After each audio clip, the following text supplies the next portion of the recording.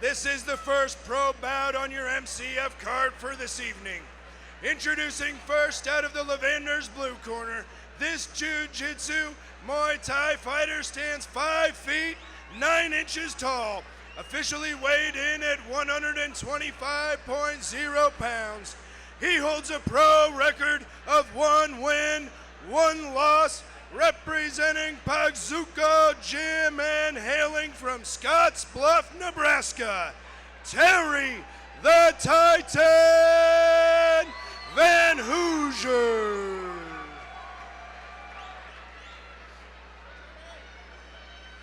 His opponent, fighting out of the whitetail red corner, this Jiu-Jitsu fighter stands 5 feet 7 inches tall and weighed in at 125.4 pounds. He begins his pro career here tonight with 0 wins, 0 losses. Representing Skywalker 101 Boxing Academy and coming from Omaha, Nebraska, Jesse Rutherford. No, I think it's interesting too, man, that this fight is scheduled for 3 5-minute rounds and will be overseen by referee Bobby Wambacher and will now give final instructions.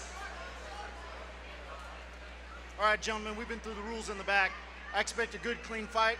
Obey my commands at all times. Protect yourself at all times. Touch them up if you want. All right, here we go. We got a touch of the gloves. Both guys look ready. Yeah, man. And again, this lighter weight class, you know, you always see a lot of action. It's a quick pace. You know, stuff just doesn't slow down at the flyweight division. No, sir. Right away, Jesse's feinting and pumping that left hand. Feeling jab. Front kick off the back. Okay. Let's see what Terry does with it. Hike and drive him back. Yep, tree tops him. A little bit of De La Riva action, almost. Both guys working jiu-jitsu, went for a little calf slicer there, that's nice. Looking for an arm and guillotine, but he has no hooks. No hooks. He might not need them. Oh, he is getting under the neck. He's got that neck bent, man. He's got that tight. He's getting in deep under the neck. Both are the good jiu-jitsu experience. He's looking to pass to the side. Good job, and he's fighting the hands clear that leg, and they're back up. That was a great exchange across the board. Beautiful jiu-jitsu shown. Let's see what these guys get done on their feet. Van Hoosear with the jab a couple times. Ooh, outside leg kick by push. Rutherford. Oh! Nice combo by Rutherford. Shot his head back, the head went down. Good, we have some clinch action going on here. Trying to reach over the top and go into that lat with a body lock here now. Driving right in our face, you can see what's going on. Both guys leveraging. Rutherford pressing Van Hoosear into the fence. So you see Rutherford pressuring him in the fence. Good work on the knees on the leg. You can see he's trying to work that knee trip or that leg trip there. Yeah. Van Hoosear doing a good job of getting that. And see, he stepped back inside to split the stance of Rutherford. I like that leg better on the outside. Yeah. Exactly what I was thinking. Rutherford's doing a decent job of tying him up by going under both arms. Keeping him locked up, but. Nice takedown by Rutherford. A dump there. Heads in the armpit. We got an over-under by Terry, and he's also secured a half-guard position. I'd like to see him open up that guard, use that over-under to get back up. Yep. Right now he's isolating, potentially stalling. We'll see these next moves. Rutherford's getting a little bit of movement with his leg to potentially pass. But look at that that leg hooked over that arm there. Yeah, and he's trying to get his instep back inside. See, now he's done it. He's on the underside of Rutherford's right leg. Beautiful grapple savvy moments, and there you see something constant. You apply pressure with those hooks, and guys clear out to step. But it looks like if he can get a good deep back step and get that up, he can pass. No, not enough. Good jiu-jitsu exchange here. Absolutely, and while I like what Van Hoosear's doing with that left leg over the left or the right arm of Rutherford, he missed an opportunity to sweep there when he went for that high step. Yes, sir, absolutely. It does look like with his hands, he's looking to stall more than he is advancing any attacks. So now the head's up. You see an attempt maybe at getting himself into a rubber guard situation. Yeah, pull that rubber guard up high on the back and shoulders of Rutherford to break down the posture. And Rutherford's neutralizing it by really keeping pressure on that hook. There we go. Nice. Nice pass, by Jesse Rutherford. A few elbows. He's got to be careful here that he doesn't find himself in a knee bar or a heel hook. Van Hoosear in that 50-50 guard, 2-on-1.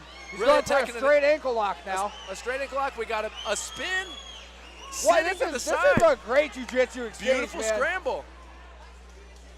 Rutherford back on top. That's a tough one to call at where they are right now, because there's so many beautiful things happening in the grappling world right now. Yeah, and you can tell we got a couple mat rats here. These are guys that spend probably the majority of their time, rolling. And some of the stuff we've seen, like you said, we saw some De La Riva. Yeah. They're not just doing no gi stuff here, man. These are guys that put the gi on and get to work. They are treating us to a good IBJJF match right now with some gloves on.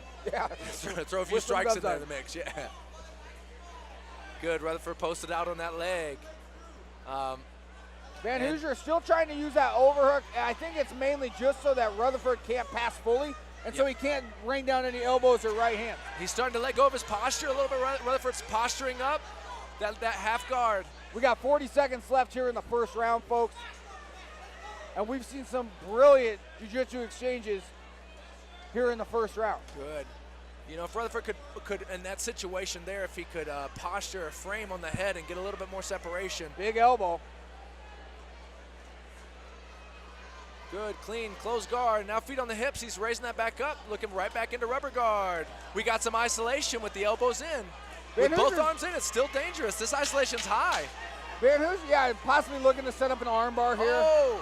Van Hoosear doing a great job of controlling the posture of Jesse Rutherford. Maybe omoplata, but we run out of time. Beautiful. Great jiu-jitsu by both guys. Exchange. It'll be interesting to see in that last exchange if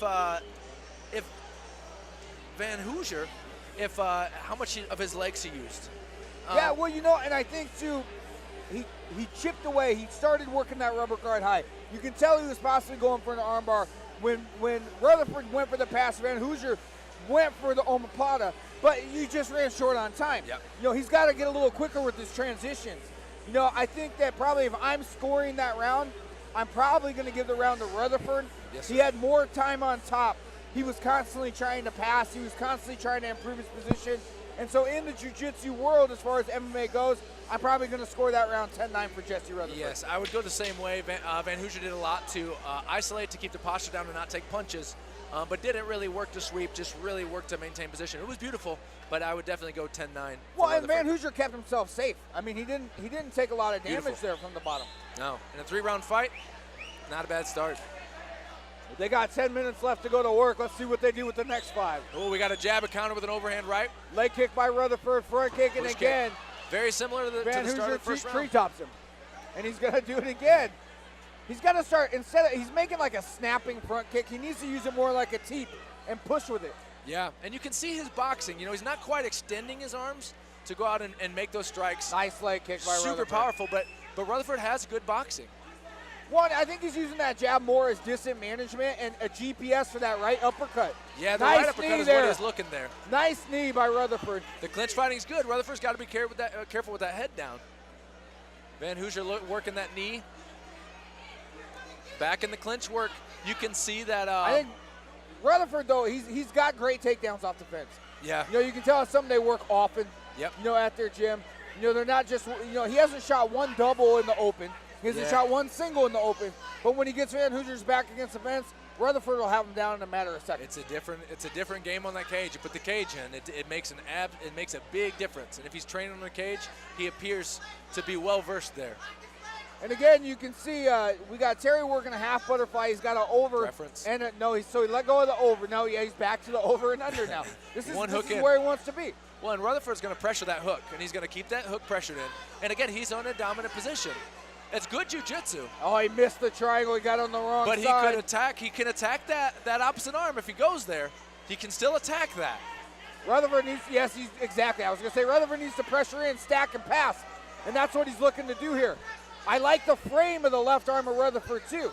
Yes, sir. Yes, sir.